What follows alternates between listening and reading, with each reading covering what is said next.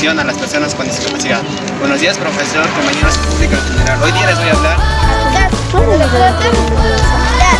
Pregunté de quién era. Ahí estaba pensando. Antes me dijeron mentiras, pero ahora me la verdad. Es Vino para... una moto y me preguntó si vi un